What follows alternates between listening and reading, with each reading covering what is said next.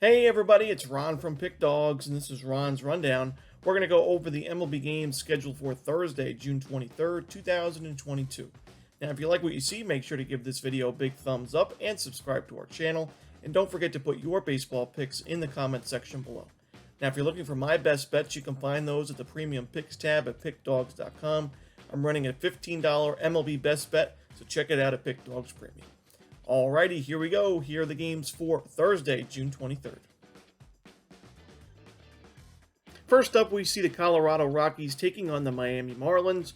Kyle Freeland and Braxton Garrett, a pair of lefties, going at it in this one. Now, although the Colorado Rockies do not really play their best ball on the road, and the Marlins have been pretty good at home this season, I don't really love this spot for Miami, especially as the favorite. I do think there is some value here on the road dog in Colorado. When you look at the Marlins, they just have not been able to hit left-handed pitching all season long. We saw that not too long ago against David Peterson, who I think is one of the weakest lefties in the big leagues right now in terms of starting pitching. And the Marlins really didn't do much at all offensively against Peterson. I don't think it's going to get any easier against Kyle Freeland. Now, I do have my worries about Kyle Freeland's game, but like I said, you look at this Marlins team, in the last 30 days, they're ranked dead last in baseball in team OPS against lefties with a 567 team OPS.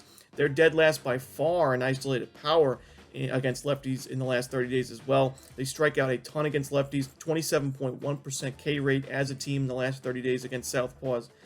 Because of those struggles against left-handed pitching, I just can't back the Marlins in this spot. And with the Rockies facing a lefty, Colorado's actually had some success against lefties this season offensively.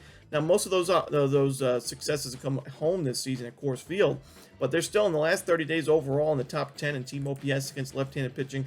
And in terms of isolated power, they are a little bit outside the top 10, but inside the top 15 at 12th. I like their chances offensively in this spot. I'm going to take the Colorado Rockies here on the money line. Next up, we see the San Francisco Giants taking on the Atlanta Braves. We're going to see Alex Wood and Kyle Wright on the mound for this one. Now, for Atlanta and Kyle Wright, I just haven't been impressed with his game as of late. Even when he's had better numbers, like in his start against the A's or the Pirates, he still just seems like he's not pitching the same way we saw him at the beginning of the season when he was dominant. And we know he's had struggles in his career in years past, so I am starting to see that the old Kyle Wright show up a little bit more and a little bit too much for my comfort. When you look at his last outing, 6 innings, 11 hits, 5 earned runs, so he had 11 base hits allowed. Even though he had those 8 strikeouts, he's still getting hit pretty hard. Even the previous start against the Pirates, giving up the 3 earned runs, a home run, a moonshot to Brian Reynolds in that game. I just haven't been impressed with this game, and he's going up against a Giants lineup that in the last 30 days has been very solid against right-handed pitching. So I do think San Francisco gets on the board early here. But on the other side, Alex Wood is another guy I can't really trust too much in this spot either. 4 earned runs and a home run allowed in his last outing against the Pirates. And he's facing a Atlanta Braves lineup that is crushing left-handed pitching this season. And in the last 30 days, you look at Atlanta, number 2 in baseball in team OPS against lefties in the last 30 days. Number 1 in baseball in isolated power in that stretch as well. So I like the over in this game. I think the total is set very high for a reason. You wouldn't necessarily think of an over when you see a guy like Wright with his sub-3 ERA. But I do think it makes sense here at Truist Park, an afternoon game. Give me the over in the Giants-Braves. In our next game, we see the Chicago Cubs taking on the Pittsburgh Pirates. We're going to see Justin Steele and Jose Quintana on the mound for this contest. Pair of lefties again in this matchup. Now, when it comes to these two starters, I do trust Justin Steele a lot more in this spot. When you look at Jose Quintana in his last 2 outings, he's gone 10 1/3 innings, 11 base hits, 7 earned runs, and 5 home runs. The home run ball is what worries me the most about Quintana's game, as he's supposed to be a pitch-to-contact guy. He only has 55 strikeouts in 64 innings. So if you're putting the ball in play and you're not getting ground ball outs and instead giving up home runs, you're not going to be able to succeed, and that's why he struggled in his last 2 outings. Now, granted, he's played against 2 tough lineups in the Braves and Giants in those outings, but the Chicago Cubs have done a really good job against left-handed pitching this season offensively, and even in the last 30 days, despite their struggles overall, the Cubs have still gotten it done against left-handed pitching. So I like their matchup offensively against Quintana. And Justin Steele, he's got an issue with the walks, which is what scares me the most about his game, but he limits hard contact. He's only given up 3 home runs all season. Strikeout numbers are a little bit better for him. Doesn't give up a ton of base hits in general. And I like him in this spot against a Pittsburgh lineup that's just been so-so and really inconsistent for the most part against lefties and righties this year. Against lefties in the last 30 days, the Pirates are ranked 28th in the league in team OPS. So I'm going to take the Cubs here. I think they have the better bullpen, the better lineup, and the better starter, even though they did struggle in the first 2 games in this series. Next up, we see the Los Angeles Dodgers taking on the Cincinnati Reds. This is going to be our fourth game that starts before 1 o'clock Eastern. A lot of afternoon and noon baseball for us on Thursday, which I actually quite like. You see some games early, got some games in the mid-afternoon, and then some late games as well, as our final game will wrap up at 9:40 Eastern. But this one, we have Reds and Dodgers. Kershaw and Green are your starters for this one.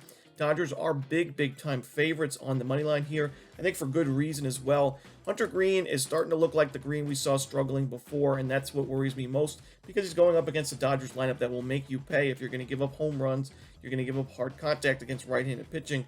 Green gave up 4 hits, 4 earned, and 2 homers in his last outing against the Brewers. Sure, he still had 6 strikeouts in those 5 innings, and I expect him to have a good amount of strikeouts in this start as well. But the Los Angeles Dodgers lineup really showed up in a big way in the first game of this series against a righty, and I expect them to show up here against Green. Just don't think of him as a great American ballpark pitcher because of his issues with the home run ball. Now 17 home runs allowed in 65 innings. And although the Reds have done a good job against left-handed pitching in their last month or so, Clayton Kershaw is not your standard lefty. He keeps the ball on the ground. He's only given up 3 home runs this season. Although his strikeout numbers are down a little bit in his last few outings, he's not giving up sharp contact. He's not walking batters. I like him in this spot. Give me the Dodgers here on the run line. In our next game, we see the Cleveland Guardians taking on the Minnesota Twins. Zach Plesac and Devin Smeltzer are your starters for this one. Now, I'm going to take the Minnesota Twins team total over in this game. The full game total is set at 9.5 right now. So when the line comes out for the team total, we can expect it to be around 5.5, 5. I think they score 6+ runs in this game, and I think they score a lot of them on Zach Plesac. 4.41 ERA. I don't think it's going to last. Even though it's not even that bad, I think it's going to rise. 44 strikeouts, 67 in the third innings. You look at his numbers, he's in the bottom 25th percentile in average exit velocity and hard hit percentage. He's in the bottom 10th percentile and even the bottom 5th percentile in expected ERA, expected batting average, slugging percentage, bottom 10th in K percentage and barrel percentage. I think he gets rocked against the Minnesota Twins lineup, number 1 in baseball in the last 30 days in team OPS against right-handed pitching, and in the top 10 in baseball in isolated power in the last 30 days against those righties as well. And I think with the warm weather here in Minneapolis, 89 degrees, we can expect a target field. The ball is going to fly, and I think Plesac is in trouble. So I'm going to take the over team total for the Minnesota Twins. Next up, we see the St. Louis Cardinals taking on the Milwaukee Brewers. Dakota Hudson and Jason Alexander are your starters for this one. Now, although I may not be the biggest fan of either of these starting pitchers, I will give more credit to Dakota Hudson, as he's been able to go 70 2/3 innings this season. A 3.31 ERA is very solid. And when you look at his numbers, I do think there is going to be some regression, no doubt about it, but not as much as Jason Alexander, because Dakota Hudson's only giving up 4 home runs on the year. A .51 home runs per 9 rating is excellent, and he has a 56.5% ground ball percentage this year. He has a very good infield behind him with guys like Nolan Arenado, who have won a Platinum Glove. So when you're getting those ground balls, when you put runners on base and you're getting those ground ball double plays, it really helps you on the mound. And I don't think Jason Alexander is that type of pitcher. When you see he's given up at least 7 base hits in each of his first 4 starts, he's walking batters. He has a 1.7 whip this year and only 8 strikeouts in 22 1/3 innings. And he's facing a St. Louis Cardinals lineup that one could argue is the toughest matchup he's seen this season. Now, he did face the Philadelphia Phillies back on June 7th, but the Phillies are not in the top 10 like the Cardinals are in team OPS against right-handed pitching in the last 30 days. The Phillies are ranked 16th in that stretch. The Cardinals are ranked 8th. So I do like St. Louis's offense in this spot against Alexander. Now, do I trust the Cardinals bullpen overall this season? No, but their final guys, the 8 and 9 inning guys like Helsley and Gallegos and Cabrera, very solid. I think they get the job done here. Give me the Cardinals here on the money line. Next up, we see the Seattle Mariners taking on the Oakland Athletics. Robbie Ray and Frankie Montas are your starters here. Now, the Mariners are favorites in this game, and I do think it makes sense that they are, even though Robbie Ray doesn't have the better ERA when it comes to this starting pitching matchup. I think Robbie Ray has a lot more room to grow, and he's had a lot better numbers as of late than Frankie Montas has. 14 innings, 14 strikeouts for Robbie Ray in his last 2 outings. That's the key for me, is Robbie Ray is a strikeout-dependent guy. He's not going to have success, in my opinion, unless he's missing bats. And now he's up to 91 Ks in 84 2/3 innings. That's important. He's only given up 2 walks in his last 2 outings combined. That's important. No home runs allowed in the last 2 outings. That's key. So I like the way I see Robbie Ray pitching. He faced a Boston Red Sox lineup that's been very good against left-handed pitching. He went 7 innings, no earned runs in that outing. And I think against the Oakland A's lineup that's been one of the worst in baseball offensively, Ray will have success yet again.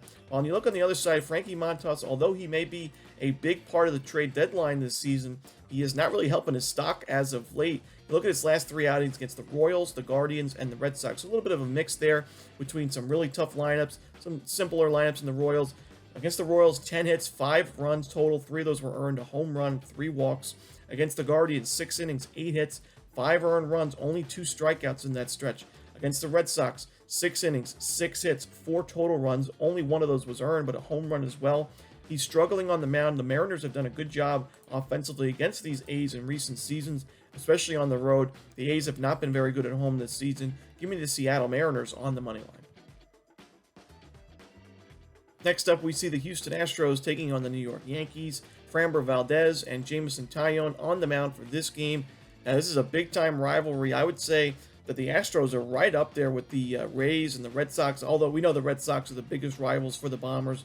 The Astros have become a big one because of those recent playoff series, the cheating scandal. Some say that the Astros took the Yankees out of a World Series berth. They took Aaron Judge out of an MVP.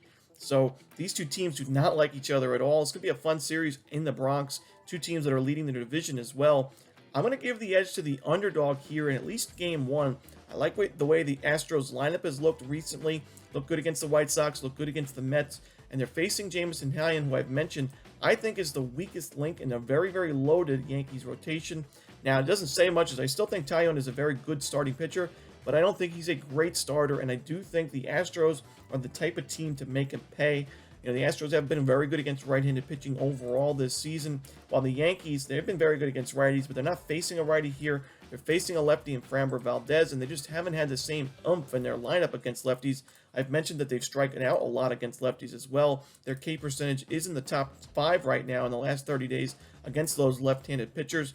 They're just cracking the top 10 in team OPS against lefties, where against righties they are right up in the top 5. So I'm not sure I trust the Yankees lineup to do too much damage against a pitch-to-contact guy that has done it very well in Framber Valdez. He's a ground ball specialist, a double play specialist, but he can mix in those strikeouts when he needs them. He's had 13 Ks in his last 12 innings. I like him in this spot. I'm going to take the Houston Astros here. May not be the most popular play, but I think they get the job done in the first game of this series. Next up, we see the Baltimore Orioles taking on the Chicago White Sox. Dean Kremer and Johnny Cueto are your starters for this one. Now, I don't really have a ton of confidence in either of these starting pitchers, but I do think the White Sox are the better play here on the money line. Johnny Cueto does have the experience. He's been around the league for quite some time now, coming off a really good start against the Astros, where he went 7 innings, no earned runs allowed. And while I do think there is some regression to worry about in this game, not nearly as much as Dean Kremer, in my opinion. 2.35 ERA, I just don't think that's going to last for much longer. Only 10 strikeouts in 15 1/3 innings this season. Really hasn't faced a tough lineup yet this year. You could argue that the Guardians are pretty good against righties, but I've mentioned in the last 30 days it hasn't really been the case. So, I don't think Dean Kremer's had to face a tough lineup like the White Sox right now, who at the beginning of the season I said have not really hit right-handed pitching very well, but they're starting to get there inside the top 20 now in team OPS against righties. In terms of isolated power, they're still not quite there, but they're getting on base, they're getting things done offensively against those right-handed starters, and I think this is a good matchup for Chicago at home here. Getting some guys back from injury to get back in the lineup. I think the White Sox win this game at home. Give me them on the money line. In our next game, our final game of the night, we see the San Diego Padres hosting the Philadelphia Phillies.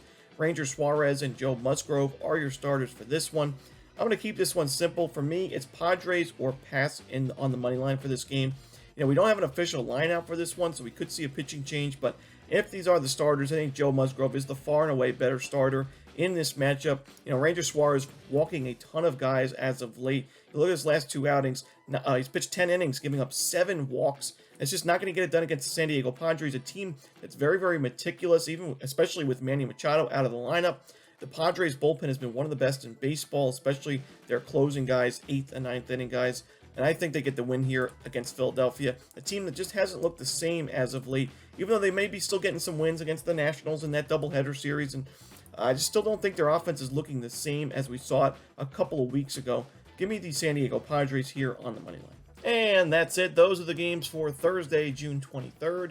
Hope you enjoyed this video. If you did, don't forget to leave a like and subscribe. And don't forget to put your baseball picks in the comment section below. Again, if you're looking for my best bets, you can find those at Pickdawgz Premium.